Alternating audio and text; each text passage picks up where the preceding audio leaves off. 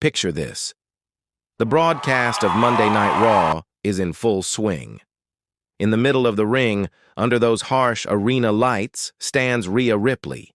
A local jobber is getting peeled off the canvas by refs, looking like she just got hit by a truck. Rhea just smirks, that black lipstick curling into the look of pure contempt we all know. She snatches the microphone from a ringside announcer. "Is that it? Is that all there is?" she snarls, her Aussie accent echoing through the arena. The boos from the crowd just seem to make her stronger. "I was the most dominant women's world champion in a generation. I built this division. And now that I'm on the warpath to get my title back, this is the best they can do? Pathetic. There's no one in that locker room, there's no one on this planet who can stand in front of me and—" She's cut short. The lights flicker and die. The whole building is plunged into pitch-black darkness. The crowd's booing turns into a confused, almost excited murmur. This isn't the usual sound effect for a superstar's entrance. It's just silence. A heavy, unnerving quiet. When the lights flash back on, a woman is standing on the entrance ramp. She isn't posing. She isn't playing to the crowd. She's just there. Half hidden in the shadows, her presence is a giant question mark that's brought the entire show to a dead stop. In the ring, Rhea Ripley's arrogant smirk has completely vanished. Now she just looks furious and confused. The commentators are whispering, their voices urgent. "Wait a minute. Who is that?" Rhea Ripley has no idea who she's looking at right now. Security hasn't intercepted. This was not on the schedule. The figure on the ramp starts a slow, deliberate walk toward the ring. She moves with a scary kind of purpose. This isn't a sports entertainer. She moves like a predator. As she steps into the light, the camera zooms in, and the commentators absolutely lose their minds. "My God, I think that's Arissa LeBrock. That's Arissa LeBrock." The name just hangs there. For a casual fan, it might not mean much, but for the insiders, for anyone who follows the business closely, it's a bombshell. Arissa LeBrock.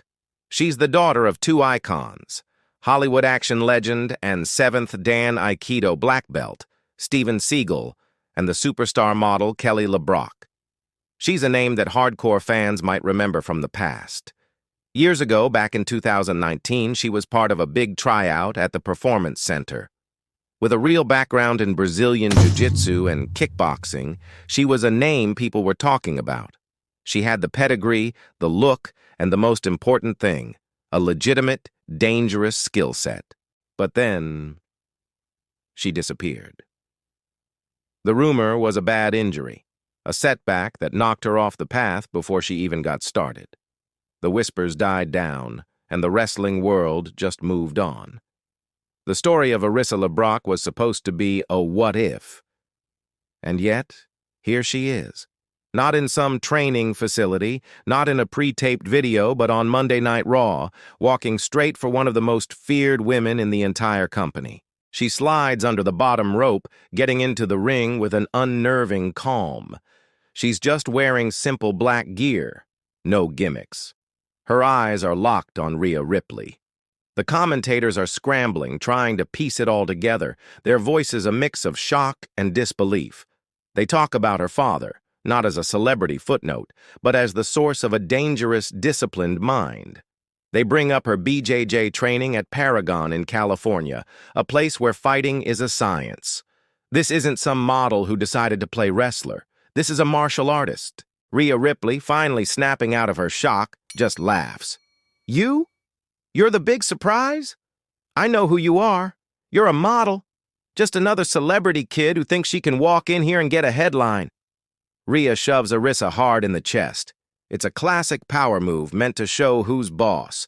But Arissa doesn't stumble. She doesn't even flinch. She just absorbs the push, her feet planted, her eyes never leaving Rhea's. Her stance is all wrong for a wrestler. It's lower, more grounded, a fighter's stance. Furious that she got no reaction, Rhea charges with a clothesline that's meant to take Arissa's head off. But it never connects. In a move so smooth it's almost impossible to follow, Arissa doesn't block the hit. She redirects it. Using a subtle parry that looks a lot like Aikido, she uses Rhea's own momentum against her. Rhea stumbles past, totally off balance, her brute force completely useless. The crowd gasps. The commentators are stunned. What was that? Ripley came in like a freight train and LeBrock just moved her out of the way. She barely even touched her. Rhea spins around, her face a mask of pure rage. The smirk is gone. The arrogance is gone. For the first time in a very, very long time, Rhea Ripley looks like she's facing something she can't just overpower. The game has changed, and she knows it. The bell rings, and this is now an official match. What happens next isn't a wrestling match. It's a clinic. It's a systematic deconstruction of a powerhouse. Rhea, falling back on the style that made her a champion, comes at Arisa with her usual power moves. She throws heavy punches, tries for a big boot, and attempts to corner Arisa with brute force. But it's like trying to punch water. Arisa slips, she evades, she moves with a frustratingly calm efficiency. She isn't trading haymakers, she's looking for weaknesses. Instead of keeping her distance, Arisa does the opposite. She closes it. She walks right through Rhea's striking range and locks her in a clinch. This isn't a wrestler's tie-up. This is a Muay Thai plum, controlling Rhea's head, messing up her posture and her vision. Rhea, a natural brawler, is completely out of her comfort zone. She thrashes and swings, but her big punches are smothered before she can even throw them. Arisa trips Rhea down to the mat. And here, the real difference in their styles becomes a terrifying canyon. Arisa doesn't go for a pin. She doesn't seem to care about a pin. She flows like water, moving from one dominant position to the next. The commentators try to call it like a wrestling match, but they don't have the words for it. LeBrock is on top. She's going for... I don't even know what that is. It looks like she's trying to rip Ripley's shoulder out of its socket. It's an Americana lock, a basic BJJ submission. Rhea, using her incredible strength, powers out of it, but the look of real pain on her face tells the whole story. Every time Rhea struggles back to her feet, Arisa just brings her right back down. She's not just fighting Rhea. She's teaching her a lesson in a language of violence Rhea has never learned. She's making Rhea carry her weight, draining her gas tank, and attacking her limbs with a cold, calculated precision. The crowd is watching in a kind of hushed awe. They came to see a monster destroy someone, and they are.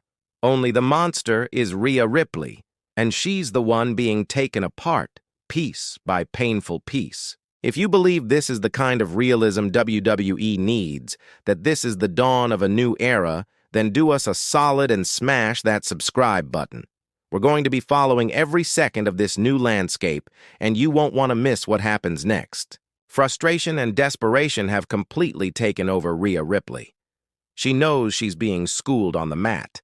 Her only chance is to land that one explosive move that can end any match.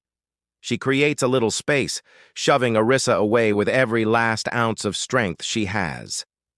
As Arisa stumbles back, Rhea sees her shot. With a primal yell, she scoops Arisa up for the riptide. This is it. The arena holds its breath. This is the move that has put down champions. It's over. But as Rhea lifts her, Arisa isn't panicking. She's reacting. In that split second she's in the air, she doesn't fight the move. She uses it. She hooks one of Rhea's arms with her legs, shifts her hips with impossible speed, and wraps her legs around Rhea's neck. By the time they hit the mat, it's not a riptide. Arisa has seamlessly turned the jaws of defeat into a deep, inescapable triangle choke. Rhea lands on her back with Arisa locked on her like a python. Her eyes bulge with shock and pain. She thrashes, her powerful legs kicking, but there's nowhere to go. The oxygen is leaving her brain. There's no rope break she can get to in time. Her face starts turning a scary shade of purple. For a second, her warrior's pride won't let her give up. But then survival instinct kicks in. Frantically, desperately, she taps. 1, 2, 3 quick slaps on the mat. The bell rings. It's over. Stunned silence washes over the entire arena. Thousands of people are trying to figure out what they just saw. The unstoppable Rhea Ripley, the nightmare of the women's division, didn't just lose. She was taken apart and forced to tap out in just a few minutes.